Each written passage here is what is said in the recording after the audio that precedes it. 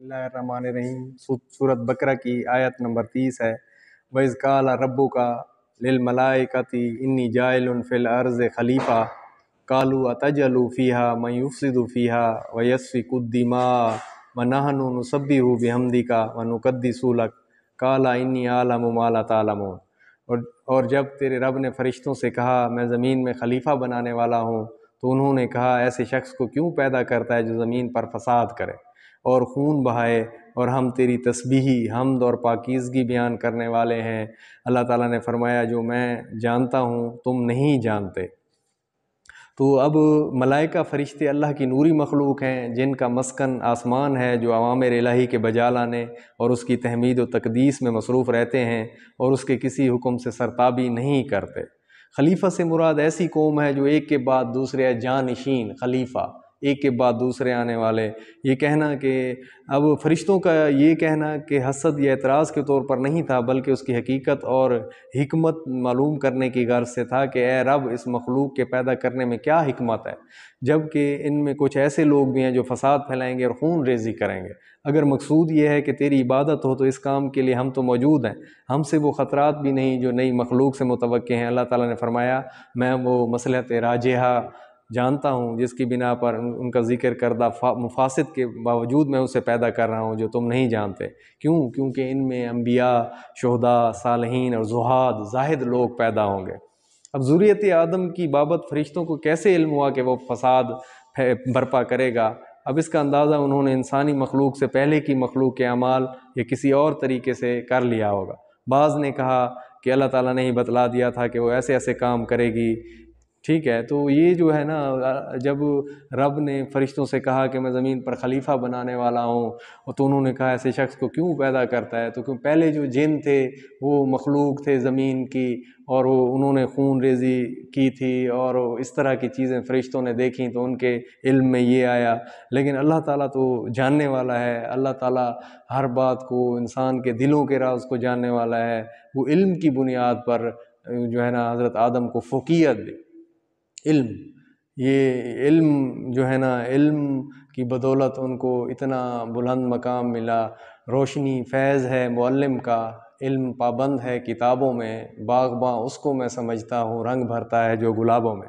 تو وہ علم آدم الاسماء کلھا ثم عرضهم علی الملائکۃ فقال انبئونی باسماء ہؤلاء ان کنتم صادقین۔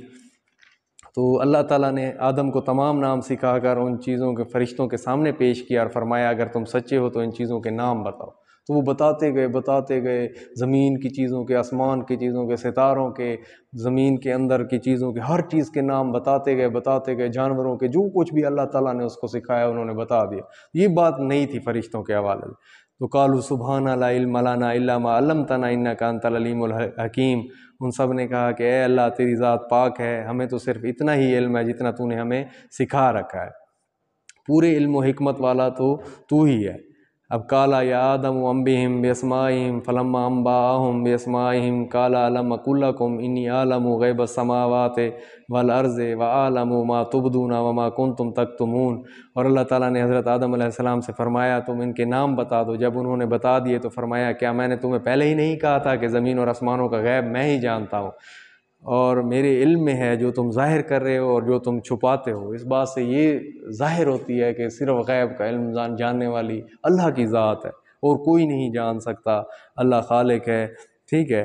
تو ان اسماء سے مراد مسمیات، اشخاص و اشیاء کے نام ہے اور ان کے خواص و فوائد کا علم ہے جو اللہ تعالیٰ نے القا و احکام کے ذریعے حضرت آدم علیہ السلام کو سکھلا دیے۔ پھر جب ان سے کہا گیا کہ آدم علیہ السلام ان کے نام بتلاؤ تو انہوں نے فوراً سب کچھ بیان کر دیا جو فرشتے بیان نہ کر سکے۔ اس طرح اللہ تعالیٰ نے ایک تو فرشتوں پر حکمت تخلیق آدم واضح کر دی، دوسرے دنیا کا نظام چلانے کے لیے علم کی اہمیت و فضیلت جو ہے نا وہ بیان فرما دی۔ جب یہ حکمت، علم و حکمت، اہمیت فرشتوں پر واضح ہوئی تو انہوں نے اپنے قصور علم و فہم کا اعتراف کر لیا۔ فرشتوں کے اس اعتراف سے یہ بھی واضح ہوا کہ عالم الغیب صرف اللہ کی ذات ہے، اللہ کے برگزیدہ بندوں کو اتنا ہی علم ہے جتنا اللہ تعالیٰ انہیں عطا فرماتا ہے۔ تو وَإِذْ قُلْنَا لِلْمَلَائِكَةِ اسْجُدُوا لِآدَمَ فَسَجَدُوا إِلَّا إِبْلِيسَ أَبَىٰ وَاسْتَكْبَرَ وَكَانَ مِنَ الْكَافِرِينَ۔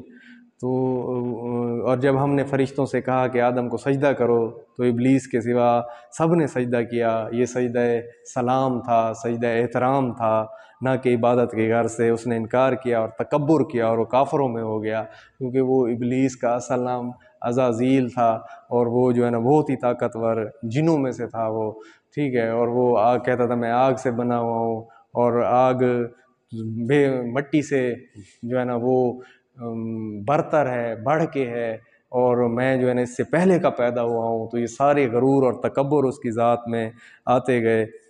تو اب علمی فضیلت کے بعد حضرت آدم علیہ السلام کی یہ دوسری تکریم ہوئی۔ سجدہ کے معنی ہے خضوع اور تذلل کی، اس کی انتہا کے زمین پر پیشانی کا ٹکا دینا۔ قرطبی یہ سجدہ شریعت اسلامیہ میں اللہ تعالیٰ کے سوا کسی کے لیے جائز نہیں ہے۔ نبی کریم صلی اللہ علیہ وسلم کا مشہور فرمان ہے، اگر سجدہ کسی اور کے لیے جائز ہوتا تو میں عورت کو حکم دیتا وہ اپنے خامد کو سجدہ کرے۔ تاہم فرشتوں نے اللہ کے حکم پر حضرت آدم علیہ السلام کو سجدہ کیا، جس سے ان کی تکریم و فضیلت فرشتوں پر واضح کر دی گئی، کیونکہ یہ سجدہ اکرام و تعظیم کے طور پر ہی تھا، نہ کہ عبادت کے طور پر۔ اب تعظیماً بھی کسی کو سجدہ نہیں کیا جا سکتا۔ اب ابلیس نے سجدے سے انکار کیا اور راندہ درگاہ ہو گیا۔ ابلیس حسب صراحت قرآن جنات میں سے تھا، لیکن اللہ تعالیٰ نے اسے اعزازاً فرشتوں میں شامل کر رکھا تھا، اس لیے بحکم الہی اس کے لیے سجدہ کرنا ضروری تھا، لیکن اس نے حسد اور تکبر کی بنا پر سجدہ کرنے سے انکار کیا۔ گویا حسد اور تکبر وہ گناہ ہیں جن کا ارتکاب دنیا انسانیت میں سب سے پہلے کیا گیا، اور اس کا مرتکب جو ہے وہ ابلیس تھا۔ تو اب وَقُلْنَا يَا آدَمُ اسْكُنْ أَنْتَ وَزَوْجُكَ الْجَنَّةَ وَكُلَا مِنْهَا رَغَدًا حَيْثُ شِئْتُمَا وَلَا تَقْرَبَا هَٰذِهِ الشَّجَرَةَ فَتَكُونَا مِنَ الظَّالِمِينَ۔ اور ہم نے کہہ دیا کہ اے آدم تم اور تمہاری بیوی جنت میں رہو، اور جہاں کہیں سے چاہو بافراغت کھاؤ پیو، لیکن اس درخت کے قریب بھی نہ جانا ورنہ ظالم ہو جاؤ گے۔ یہ حضرت آدم علیہ السلام کی تیسری فضیلت ہے جو جنت میں ان کا مسکن بنا کر عطا کی گئی۔ یہ درخت کس چیز کا تھا؟ اس کی بابت قرآن و حدیث میں کوئی صراحت نہیں۔ اس کو گندم کا درخت مشہور کر دیا گیا، جو بے اصل بات ہے، ہمیں اس کا نام معلوم کرنے کی ضرورت ہے، نہ اس سے کوئی فائدہ ہے۔ فَأَزَّلَّهُمُ الشَّيْطَانُ عَنْهَا فَأَخْرَجَهُمَا مِمَّا كَانَا فِيهِ وَقُلْنَا اهْبِطُوا بَعْضُكُمْ لِبَعْضٍ عَدُوٌّ وَلَكُمْ فِي الْأَرْضِ مُسْتَقَرٌّ وَمَتَاعٌ إِلَىٰ حِینٍ۔ لیکن شیطان نے ان کو بہکا کر وہاں سے نکلوا دیا، اور ہم نے کہہ دیا کہ اتر جاؤ، تم ایک دوسرے کے دشمن ہو، اور ایک وقت مقرر تک تمہارے لیے زمین میں ٹھہرنا اور فائدہ اٹھانا ہے۔ شیطان نے جب جنت میں داخل ہو کر روبرو نے بہکایا یا وسوسہ اندازی کے ذریعے سے، اس بات کی کوئی صراحت نہیں، تاہم یہ واضح ہے کہ جس طرح سجدے کے حکم کے وقت اس نے حکم الہی کے مقابلے میں قیاس سے کام لے کر کہ میں آدم سے بہتر ہوں سجدے سے انکار کیا، اس طرح اس موقع پر اللہ تعالیٰ کے حکم کی تعویل کر کے حضرت آدم علیہ السلام کو پھسلانے میں کامیاب ہو گیا۔ تو وہ اس کے بہلاوے میں پھسلاوے میں آ گئے۔ فَتَلَقَّىٰ آدَمُ مِن رَّبِّهِ كَلِمَاتٍ فَتَابَ عَلَيْهِ إِنَّهُ هُوَ التَّوَّابُ الرَّحِيمُ۔ حضرت آدم علیہ السلام نے اپنے رب سے چند باتیں سیکھ لیں، اور اللہ تعالیٰ نے ان کی توبہ قبول فرمائی، بے شک وہی توبہ قبول کرنے والا اور رحم کرنے والا ہے۔ تو حضرت آدم علیہ السلام جب پشیمانی میں ڈوبے دنیا میں تشریف لائے تو توبہ استغفار میں مصروف ہو گئے۔ اس موقع پر اللہ تعالیٰ نے رہنمائی و دستگیری فرمائی اور وہ کلمات سکھائے جو سورۃ اعراف میں بیان کیے گئے ہیں۔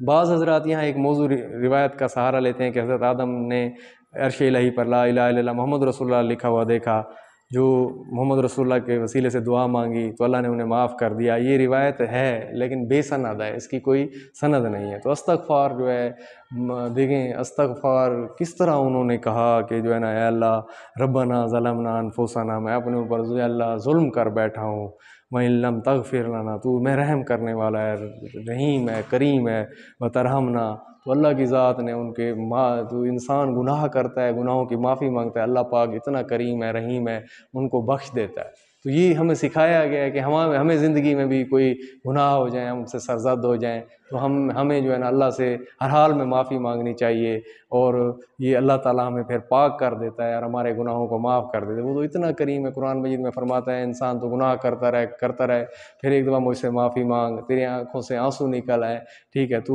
رو کے مجھ سے معافی مانگ، میں تجھے معاف کر دوں گا، اور جو تیرے پچھلے سارے گناہ ہیں ان کو نیکیوں میں بدل دوں گا۔ اللہ تعالیٰ اتنا کریم ہے۔